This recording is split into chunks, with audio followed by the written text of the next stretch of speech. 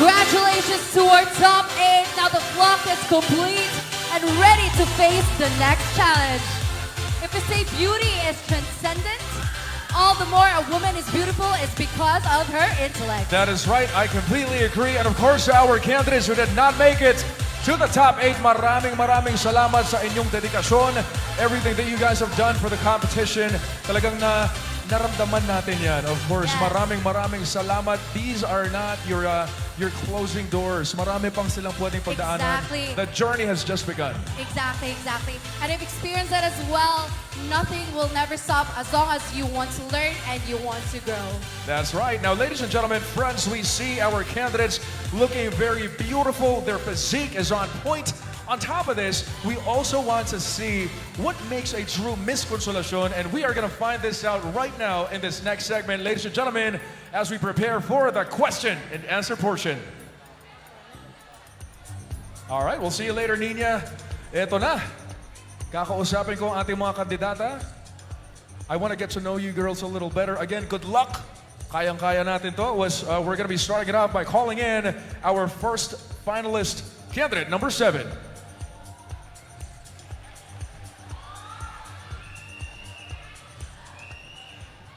Candidate number 7, good luck. And I just want to say congratulations. You've gone this far. Ang dami mong pinagdaanan. You're finally here.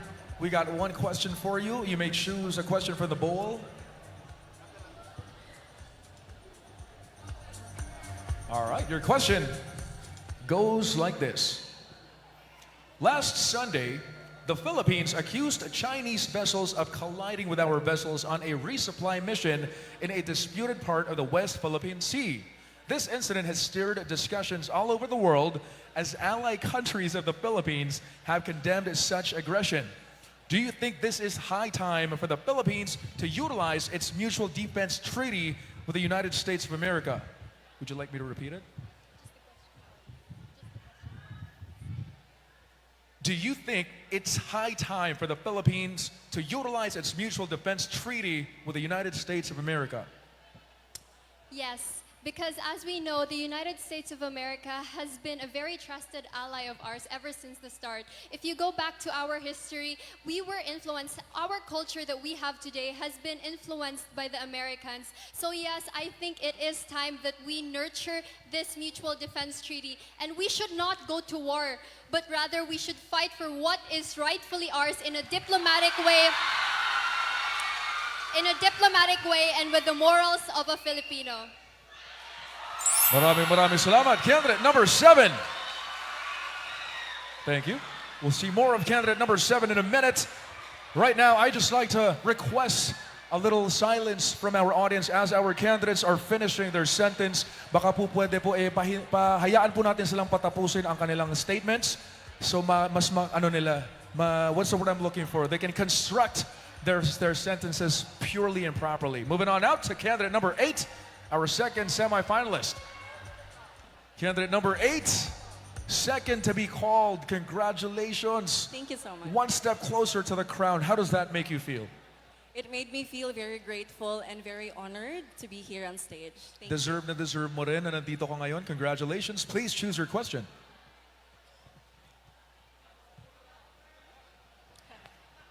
Question goes like this. The Philippines has recently suffered from rice price surges. This is brought about by the high production cost incurred by our producers and farmers in rice production. Do you think rice importation should be made as an option to remedy such problems, considering the importation can be considered as detrimental to the livelihood of local Filipino farmers? Thank you. I believe that rice importation is just a temporary resolution to the agricultural problems that we're facing right now. What is the long-term? The long-term solution should be taking care of our farmers, buying local produce, and taking care of our farmlands. Because in the long term, what matters most is our survival as a country. Thank you. Thank you very much, candidate number 8. Here we go. Our third finalist, candidate number 13. Truly proving the world wrong na hindi nga talaga malas ang number 13, kung hindi maswerte din. Itong numerong ito? Tama ba yun? I think so. Yun, congratulations for making it this far. Good luck. You got one question. Thank you so much.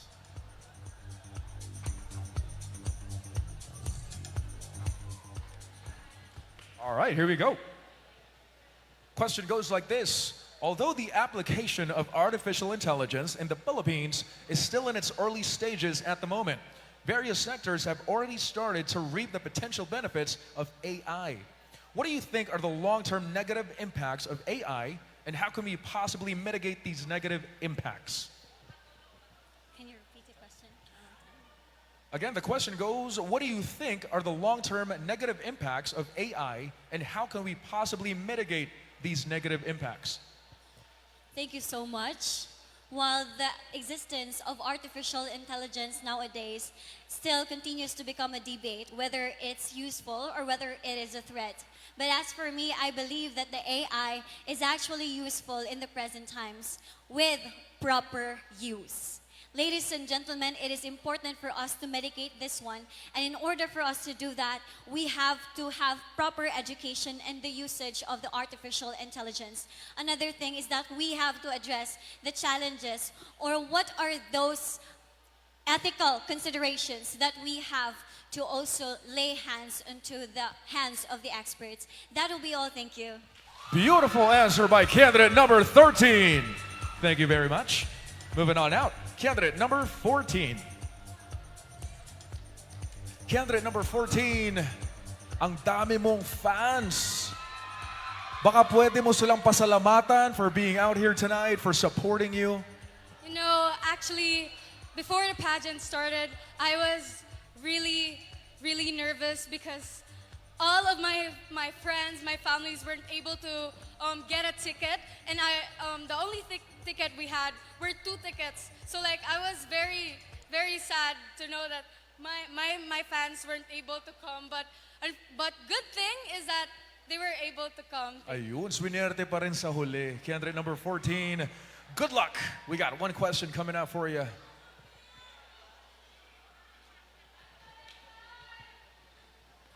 Question goes like this.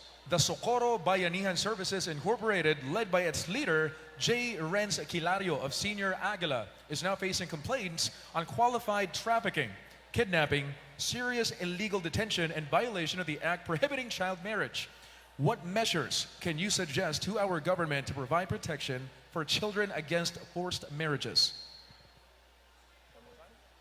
All right, what measures can you suggest to our government to provide protection for children against forced marriages? First and foremost, I would like to acknowledge that the Socorro Bayanihan Services was first built to promote community service and volunteerism among its members. However, last 2017, when its leader changed, issues like child marriages and forced labors surface. I think now is the time for us to be cautious in any organizations that we're about to join.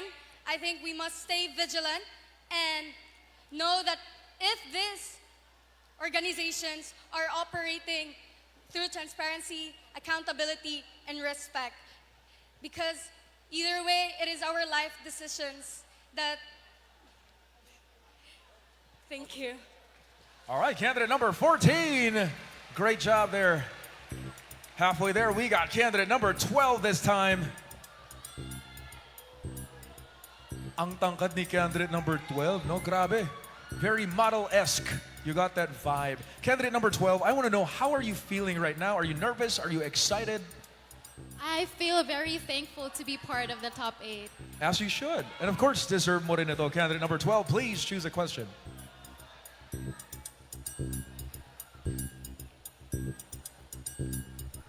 Here we go.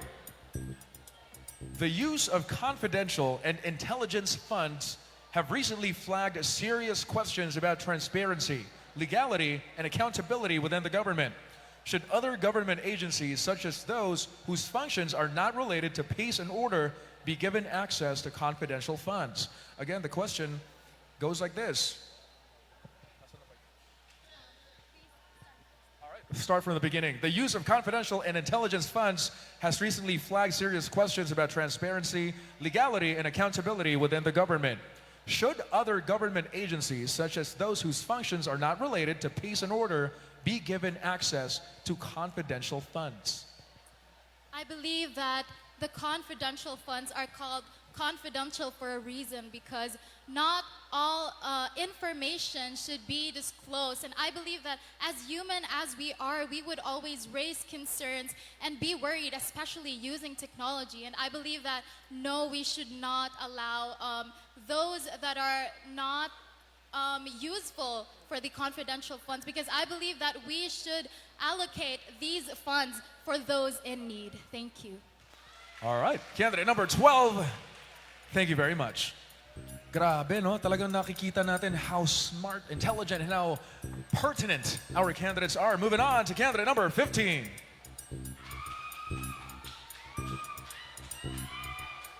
Candidate number 15, as you have seen, the questions are all about the relevant crises, problems of today. Are you ready for these questions? We'll find out. We'll find out. Kayang-kaya yan. Nerves only mean that you want to do your best. Question goes like this. Good luck. There have been allegations on corruption against the LTFRB recently as a whistleblower has exposed corruption involving route modifications, prioritization of franchise papers, and special permits. An end to this, why are there only a few successful attempts to eradicate corruption in the nation today? One more time. There have been allegations on corruption against the LTFRB recently as a whistleblower has exposed corruption involving route modifications, prioritization of franchise papers, and special permits. An end to this, why are there only a few successful attempts to eradicate corruption in the nation today? Thank you. Corruption is one of the most source of the problem in our country with poverty, hunger, climate change, and interrupts the progress of our country. And I think that only a few has been for eradicating corruption because I think that there are a lot of people who abuses their position. There are a lot of people who takes advantage of their position and belittles the civilians, that the people they are taking in charge of. But let us remember regarding this issue, these are only mere allegations, and let us not forgive the marital of the law that a person is presumed to be innocent until proven guilty. Thank you. Wow, beautifully said. A person indeed is presumed innocent until proven guilty. Maraming salamat. Moving on now to our last two candidates here. First, let's talk to Miss Candidate number 6. Hello, Candidate number 6. Pansin ko rin kanina, no, ang daming sumisigaw. The moment you come out on stage, you got all these supporters cheering for you. Baka gusto mo silang kawayan, i-shout out. First of all, I would like to give a shout out to my family, to my friends for being here. Thank you so much for showing your love and support on my endeavors tonight. Thank you so much. Ayun. And of course, syempre, ang iyong katanungan coming from the bowl. Good luck. Candidate number 6, your question goes like this. With the barangay and SK elections just around the corner, one needs to satisfy the eligibility requirements to run for public office. If you were part of the Congress, what requirement would you amend and why to increase the competency of the officials serving in the barangays? One more time. With the barangay and SK elections just around the corner, one needs to satisfy the eligibility requirements to run for public office. If you were part of the Congress, what requirement would you amend and why increase the competency of the officials serving in the barangays? Why increase the competency? Why increase the competency? Sorry, I wasn't able to. All right, last one. If you were part of the Congress, what requirement would you amend and why increase the competency of the officials serving in the barangays? I believe that for you to be able to be part of the public servant, you must have the heart and good you should have the heart and the willingness to serve for the good of many. The SK Barangay, the Sangguniang Kabataan Barangay elections is really timely, relevant, and fast approaching. I think that this is a great avenue for us to influence others, share our thoughts and opinions, promote our advocacies, and voice out the things that we want to achieve and desire that will soon be turned to reality. I know that it is very difficult for you to be able to secure a spot on the government, but it will all be worth it once you achieve your purpose. After all, if we expand horizons, tolerate differences, appreciate diversity, and move forward together, then the success of our objectives will take care of itself. Good evening. All right, thank you very much. Candidate number 6. Alam nyo, totoo, no? Very timely. Nararamdaman nyo rin ba na parang naging barangay election ang Facebook ninyo? Parang lahat kumakandidato sa Facebook, no? Good luck to all of those who are running for position. Let's hear it this time for candidate number 11.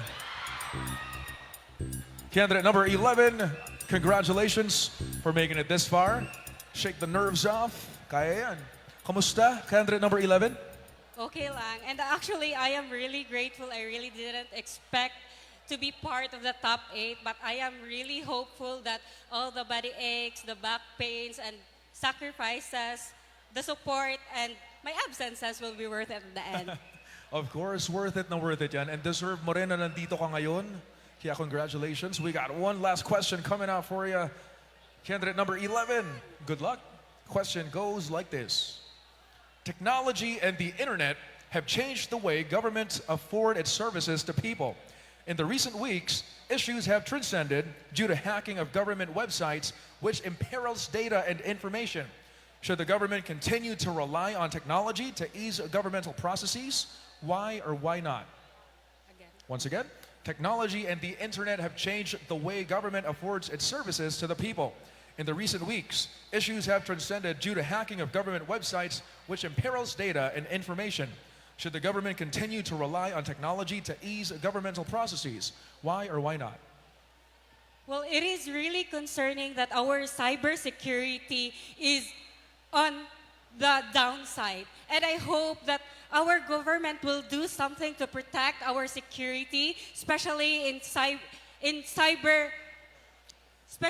our cyber safety. And this technology helps us to move forward in our future. And let us not turn a blind eye for the people who have less access of the technology. And I hope that our government will do something to ensure that no one is left behind as we go forward to the future. Thank you. All right, very well said, candidate number 11. There you have it, ladies and gentlemen. Big round of applause for our top 8 in that